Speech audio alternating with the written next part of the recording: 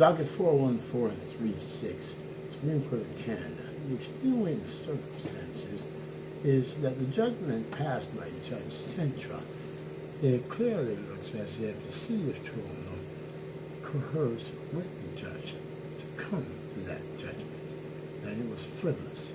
But we know this case cannot be frivolous. Number one, we have the market research firm that stated that they were hired by the media to poll who the front runners were, and it was not the public they asked, it was the media. So the public did not determine who these 6 front runners were. That's one point. Now, second point, how could Judge Centra ignore Mr. Clarke being shoveled and attacked off stage for walking on stage saying, "You will not fix an election"? The police were present.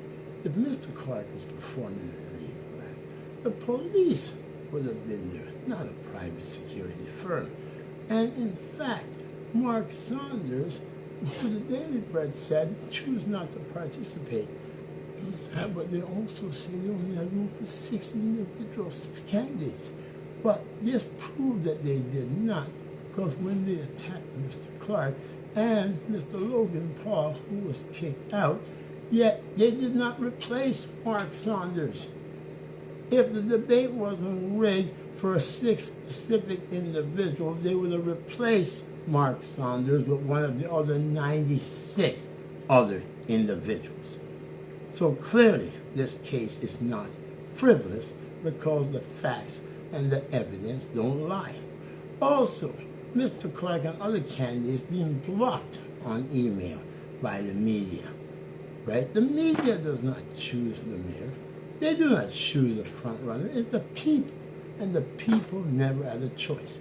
So clearly, Judge Centra's decision to focus on a satire photo, and Judge Centra, by saying seems to be there to embarrass the mayor, shows that Judge Centra was pro Olivia Chow in that decision, or he would have looked at the evidence of Mr. Clarke, a candidate who we would contact the Daily Bread long before, and we will show that documentation. And Mr. Clarke did not run on stage or rush the stage. He walked on stage and says, "I'm here. You will not rig an election." But yet they said, "Oh, okay, Mr. Clarke, let's see. Let's have someone else participate." That is clear evidence that the judge and the city coerced. Clearly, the city had to coerce the judge for there to be a motion, and Mr. Clarke was not notified. Mr. Clarke was not stated that, oh, there's a motion. Mr. Clarke is the applicant. Mr. Clarke is not the respondent. I can understand if the motion was filed by Mr. Clarke, but this is a motion by the applicant, and you don't, by the respondent, and you don't inform the applicant. You gave him 15 days to reply, and look how swift the judge replied. And yet, there was no record of it.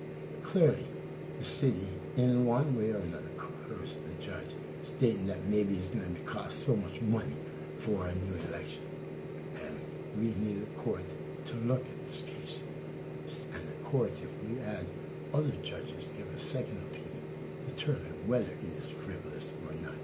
But clearly, Judge Centra was coerced, and that evidence was not put forward because it would be clear that you judges would have realized that there's no way you can say this case is frivolous with the extensive media coverage of specifically 6 candidates, and a candidate refusing to join in a debate, but yet that candidate wasn't replaced. Clearly, this case must be heard. God's with us.